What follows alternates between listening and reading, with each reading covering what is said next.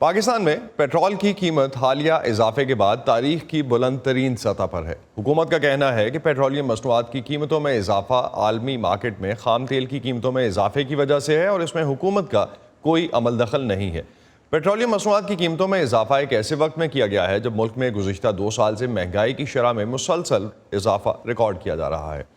गुज़िश्ता साल महंगाई की औसत शरह 10% से जायद रही, जबकि मालियाती इदारों का कहना है कि मौजूदा माली साल में भी महंगाई की शरह डबल डिजिट में ही रहने का इम्कान है। जून 2021 से अब तक पेट्रोल की कीमत में मजमूई तौर पर 51 रुपये से जायद का इजाफा हुआ है। आइए देखते हैं पाकिस्तान में अवाम पेट्रोल की कीमतों में हालिया इजाफे पर क्या कहते हैं। हम क्योंकि तनख्वाहदार लोग हैं, हमारी सैलरीज तो वही फिक्स्ड हैं, सैलरीज में तो कोई इंक्रीज़ नहीं आ रहा।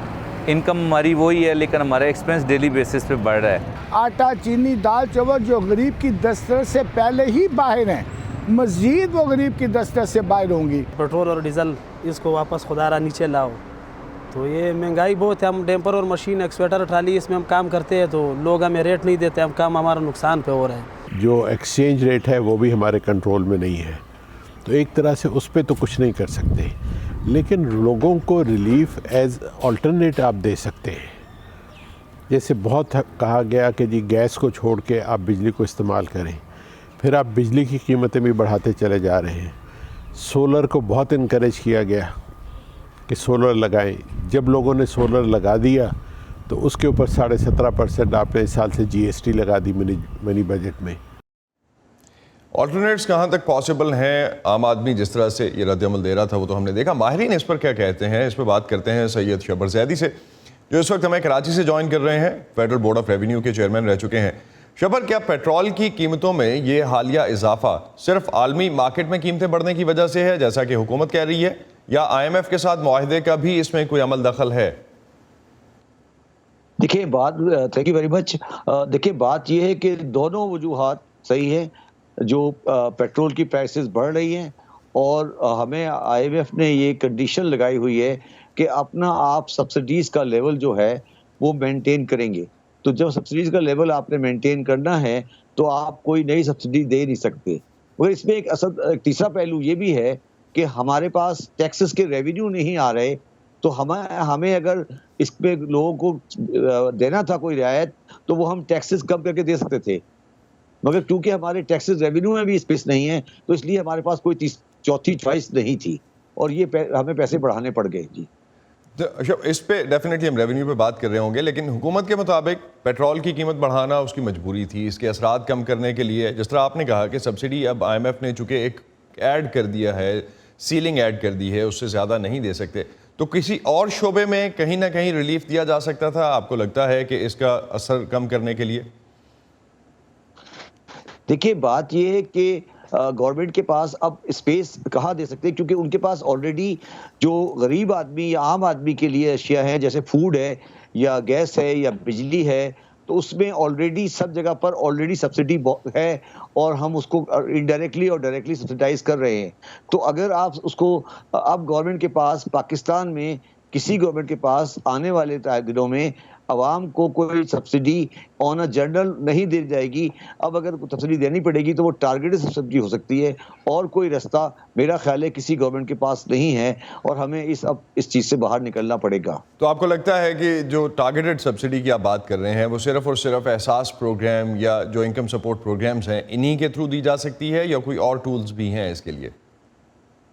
देखिए मेरे इसमें टारगेट सब्सिडी जो है वो एहसास प्रोग्राम है या कामयाब जवान प्रोग्राम भी इनडायरेक्टली सब्सिडाइज्ड ही है, या रिड्यूस रेट का लोन है वो सब्सिडाइज्ड है।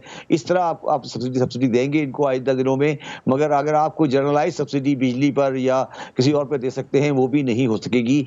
या आपके सेहत कार्ड है वो भी सब्सिडी है ना बेसिकली, अगर आप सेहत कार्ड दे रहे हैं तो टेक्निकली वो भी आप इनडायरेक्टली सब्सिडी दे रहे हैं, गवर्नमेंट उनको उसको करिए। तो ये गवर्नमेंट के पास अब इसका गवर्नमेंट का मैकेनिज्म ये वाला होगा कि आप सेहत कार्ड दे दें, आप कामयाब जवान में चले जाएं, एहसास प्रोग्राम में चले जाएं और ये प्रोग्राम में टारगेटेड सब्सिडी होगी एक पर्टिकुलर सेक्टर को, या इंटरेस्ट रेट पर दे बाकी, और आपके पास शायद चॉइसेस नहीं है। इंटरेस्ट रेट वाला भी सिलसिला अब काफ़ी हद तक ख़त्म होने वाला है।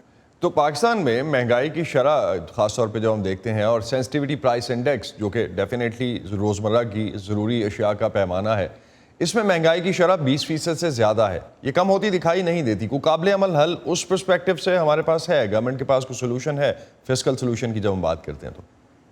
देखिए, बात ये है कि पहली बात तो ये कि 20% जो है ये अननेचुरल है। इसमें इसके जो वजूहात हैं वो इकोनॉमिक फैक्टर तो अपनी जगह पर हैं, मगर इसमें बुनियादी तौर पर प्रॉफिटियरिंग हो रही है और जो लोग प्रॉफिटियरिंग कर रहे हैं उस पर गवर्नमेंट का कंट्रोल नहीं है। मतलब जो प्रॉफिटियरिंग हो रही है इसके अंदर, मतलब मेरा कहने का मकसद ये है कि ना इसका इकोनॉमिक रीज़न है, ना मॉनेटरी पॉलिसी का इसका रीज़न है, ना इसका एक्सचेंज रेट का रीज़न है। अगर मेरी टमाटर की प्राइस बढ़ रही है या मेरी फॉर एग्जांपल और अशिया की प्राइस बढ़ रही है, उसमें कोई ताल्लुक बजट डेफिसिट नहीं। हमारी ये जो हमारे सिस्टम के अंदर ब्रेकडाउन हो गया है उसकी वजह से ये प्रॉब्लम है। तो इसमें मेरा सजेशन तो ये है, मैं समझता हूँ कि हमें शायद टारगेटेड सब्सिडी करनी पड़े in the form of 5 essential item to be rationed. Basically Pakistan उस जगह पर आ गया है कि उनको सर्टेन आइटम की राशनिंग पे जाना पड़ेगा और जाना चाहिए, क्योंकि अब एक सर्टेन बेसिक लेवल पे आपको सपोर्ट देनी पड़ेगी, क्योंकि वो आप उनको और किसी ब्रॉड पॉलिसी मेजर के थ्रू कंट्रोल नहीं कर पा रहे। तो मैंने पहले भी रिकमेंड किया था, मैं आज दोबारा रिकमेंड करता हूँ कि गवर्नमेंट को सर्टेन फूड आइटम के ऊपर राशनिंग की तरफ जाना पड़ेगा। तो जिस तरह शबर आपने भी कहा कि राशनिंग की तरफ गवर्नमेंट जाती है, नॉर्मली किसी भी मुल्क में हम कोई भी इकॉनमी जब ग्रो करती है तो उसमें देखते हैं कि सबसे ज़्यादा रोल जो है वो मिडिल क्लास प्ले कर रही होती है। अगर ये राशनिंग की तरफ जा रहे हैं, 5 आइटम सब्सिडाइज आइटम्स दे रहे हैं, तो उसमें वो जो सफ़ेद पोश तबका जिसकी हम बात करते हैं वो तो मिनिमाइज होता जाएगा इस पूरे केस में। ये तो 2 क्लासेस रह जाएंगी, अपर एंड लोअर। देखिए, बात ये है कि मिडिल क्लास पाकिस्तान में बहुत बड़ी तादाद में है, या हमारा ये गलत फहमी है कि हमारा मिडिल क्लास चलेगी। मसला ये कि मिडिल क्लास का जो साइज़ है वो हमारा रीजनेबल है, वो राशनिंग उसको इस तरह अफेक्ट नहीं करेगी, इस तरह आप समझ रहे हैं।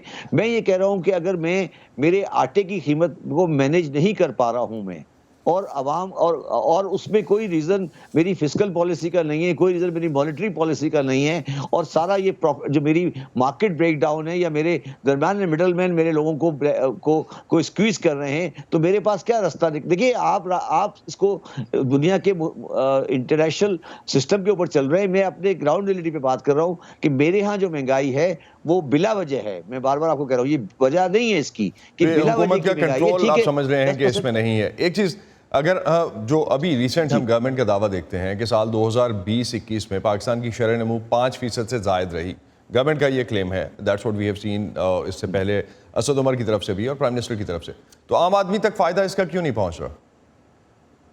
देखिए, पहली बात तो 2 बातें मैं आपको बता दूं, आप भी थोड़ा अगर तालिब इल्म हैं मईशत के, कभी भी ये जो आप ट्रिकल डाउन थ्योरी है उसने कभी साबित कर दिया है कि ट्रिकल डाउन कभी होता नहीं है। तो अगर इकोनॉमी 5% पे ग्रो कर रही है, इसका मतलब नहीं है कि उसका directly proportional increase government of Pakistan का उस पे आम आदमी को जा रहा है। अगर आप उस शरह नमू की ब्रेकअप में जाएं, अगर उसकी ब्रेकअप में जाएं, तो अगर आप देखते हैं, अगर मैंने गाड़ियों की प्रोडक्शन बढ़ा ली है और एक्सपेंसिव गाड़ियां मैं बना के बेच रहा हूं, तो आपके ख्याल में उससे गरीब आदमी को कोई फायदा पहुंचाए? तो मैं तो उस थ्योरी से एग्री नहीं करता। मैं तो तो आपको ये लगता देखता है हूं कि ये ट्रिकल डाउन जब होगा तब पहुंचेगा? लास्ट पे शबर सिर्फ कभी नहीं होगा सर, इसका ट्रिकल डाउन कभी नहीं होगा। राइट, टैक्स रेवेन्यू नहीं बढ़ पाता, तो आईएमएफ के पास कर्ज वापस करने के लिए आईएमएफ के पास जब जाते हैं तो इनडायरेक्ट टैक्सेस बढ़ाने पड़ते हैं। इस वक्त सिचुएशन है क्या? आईएमएफ को कहां तक ब्लेम कर सकते हैं? तो गवर्नमेंट अपना प्लान देती है जिसपे आईएमएफ इंडोर्स करता है और कुछ टर्म्स एंड कंडीशंस एक्सचेंज होती हैं।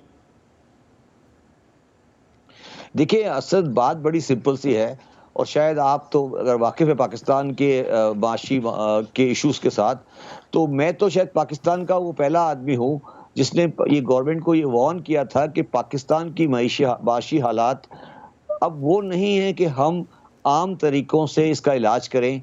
हम एक माशी कैंसर से हमारा गुजर हो रहा है, और हमें माशी कैंसर के लिए बहुत सख्त इक़दाम करने पड़ेंगे।